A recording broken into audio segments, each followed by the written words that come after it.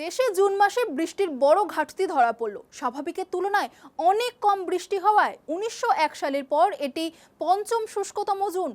দেরিতে বর্ষা আসা এবং অগ্রগতি থমকে যাওয়ায় পরিস্থিতি জটিল হয়েছে। কৃষি আর জল সরবরাহে প্রভাব পড়তে পারে বলে বড় আশঙ্কা করা হচ্ছে।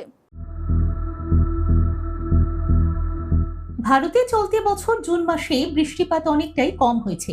আবহাওয়া দপ্তরের তথ্য অনুযায়ী জুনে মোট বৃষ্টিপাত হয়েছে মাত্র ৯৯.৫ মিলিমিটার, যেখানে স্বাভাবিক পরিমাণ ১৬৫.৩ মিলিমিটার। ফলে ১৯০১ সালের পর এটি দেশের পঞ্চম শুষ্কতম জুন হিসেবে ধরা হচ্ছে। বিশেষজ্ঞদের মতে মৌসুমী বায়ু বা বর্ষা দেরিতে শুরু হওয়াই এর প্রধান কারণ। সাধারণত জুনের শুরুতেই কেরালায় বর্ষা পৌঁছে যায়, কিন্তু এবার তা প্রায় ৩ দিন দেরিতে আসে। শুধু তাই নয়, পশ্চিম ভারতের কৃষি অঞ্চলে বর্ষার অগ্রগতি প্রায় ২ সপ্তাহ ধরে থমকে ছিল। এর ফলে বৃষ্টির ঘাটতি আরও বেড়েছে।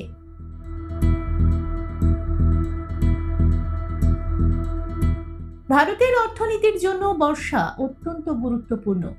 দেশের মোট বার্ষিক বৃষ্টির প্রায় ৭০% আসে এই মৌসুমী বায়ুর মাধ্যমে। এই বৃষ্টি নদী, জলাধার এবং ভূগর্ভস্থ জলের ভান্ডার পূরণ করতে সাহায্য করে। দেশের প্রায় অর্ধেক কৃষি জমিতে সেচের ব্যবস্থা নেই, ফলে কৃষকরা প্রধানত বর্ষার উপর নির্ভর করেন।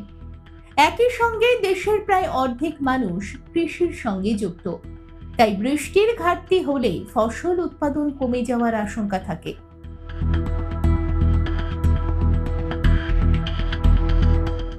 এছাড়া কম বৃষ্টির কারণে পানীয় জল ও বিদ্যুৎ উৎপাদনেরও প্রভাব পড়তে পারে।